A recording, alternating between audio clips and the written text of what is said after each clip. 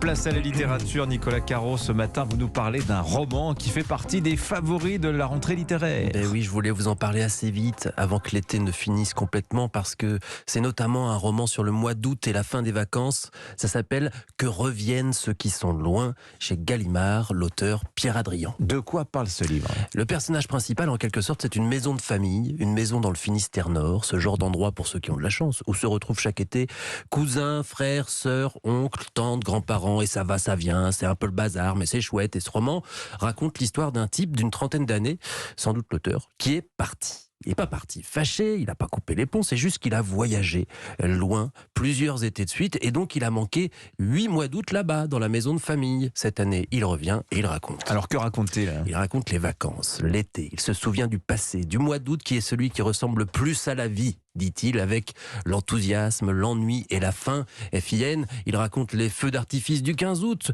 l'ennui de l'enfance, les cache-cache dans le grenier, l'odeur du pain grillé le matin, l'adolescence, les aventures, le premier baiser sur la plage elle-même, les pique-niques. Mais maintenant, il a 30 ans et c'est lui le grand, et donc il observe différemment. Il y a les petits cousins, les neveux, le petit Jean par exemple, 6 ans, hyper chouette. Le narrateur est un peu blasé, lui, il regarde ça comme si tout ça était révolu, et puis petit à petit, il se reconnecte au présent, au mois d'août, et un drame arrive, sans qu'on s'en rende compte, ça vous déchire le cœur. Ça a l'air un peu nostalgique ce livre. Nostalgique un peu, mais sans poussière, poétique surtout, beaucoup de tendresse, et qui va au-delà d'une chronique des vacances d'été, bien au-delà. 30 ans de toute façon, c'est un peu jeune encore pour les souvenirs mélancoliques. Et puis alors, bon, j'étais pas super fan du titre, Que reviennent ceux qui sont loin. Oui, mais c'est en fait extrait d'un livre de Pavésé, Le métier de vivre, placé en exergue du roman, et je vous la lis parce que j'ai rarement vu une épigraphe collée aussi bien au livre lui-même. Accrochez-vous, ça fait pleurer. Il faudrait que les morts ressuscitent, que les vieux rajeunissent, que reviennent ceux qui sont loin.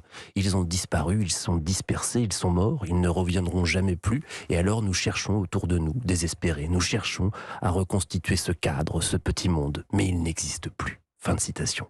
Il n'existe plus, sauf dans les romans donc, et dans celui-là en particulier. Que reviennent ceux qui sont loin, signé Pierre Adrian chez Gallimard. Ça colle bien avec ces jours de funérailles au Royaume-Uni. Exactement, c'est pile dans l'actu. Si vous l'avez fait exprès. Bah, merci. bien sûr que si.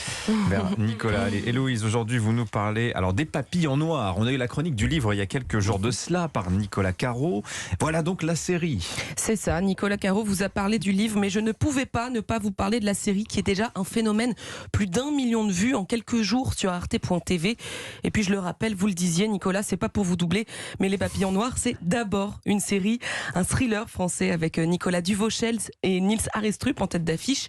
Le roman qui est en librairie aujourd'hui est en fait celui qui est écrit par les deux personnages dans la série, mais les épisodes racontent bien plus que ce qu'on trouve dans le livre. C'est une belle mise en abîme. Au-delà du livre, que raconte la série, Héloïse ? Alors, Adrien Winkler, alias Maudit, est un écrivain qui souffre du syndrome de la page blanche jusqu'au jour où un retraité, un certain Albert, l'appelle pour lui demander de rédiger sa folle histoire d'amour dans un livre.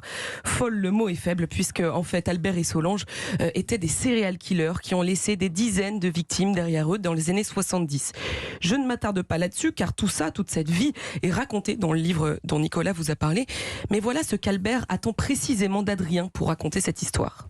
L'essentiel, c'est ce qui se passait dans notre tête. Et ça ne peut pas se raconter. Il faut avoir vécu pour comprendre. Et c'est là que ton talent intervient, Adrien. C'est à toi de retranscrire tout ça, d'imaginer, de ressentir. C'est pour ça que j'ai fait appel à toi. Sauf que ce n'est pas que pour ça qu'Albert a fait appel à Adrien. Il ne l'a pas choisi par hasard. Et c'est là que l'intrigue devient intéressante. En fait, on s'aperçoit que les deux hommes ont en commun plusieurs personnes. Ils ont connu des événements assez similaires. Adrien n'en savait rien. Lui, il découvre tout ça en même temps que nous. Mais ce lien étrange qui le raccroche à Albert va le plonger dans des angoisses abyssales qui résonnent avec son enfance. Des angoisses qui vont sérieusement tendre sa relation avec le vieil homme. Vous allez me finir l'histoire maintenant.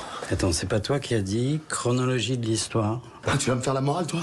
Tu vas me faire la morale à moi? Je te fais pas la morale, c'est pas des mots. C'est ma vie à moi. Mais moi aussi, c'est ma putain de vie. Maintenant, à moi aussi, putain! À moi aussi! Voilà, je peux pas tellement vous en dire plus. Non, faut plus rien dire. C'est hein. ça, c'est difficile d'en parler. Je marche sur des œufs. Je peux juste vous dire que les révélations pleuvent à mesure qu'on s'approche du dénouement final. Tout est épatant dans Les Papillons Noirs. En plus de speech très bien ficelé qui mêle passé, présent, fiction et réalité. La photographie, l'esthétique est magnifique, on dirait du cinéma. Les images nous font voyager dans le temps avec les codes des séries vintage.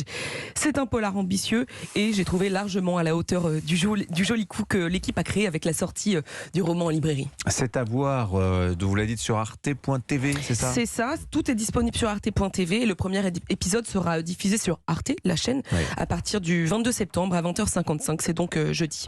Merci beaucoup Héloïse Goua. Effectivement, c'est une boîte qui se referme parfaitement. Il y a Oui. pas, non, c'est parfaitement ajusté. Ah, C'est j'aime bien signé la formule.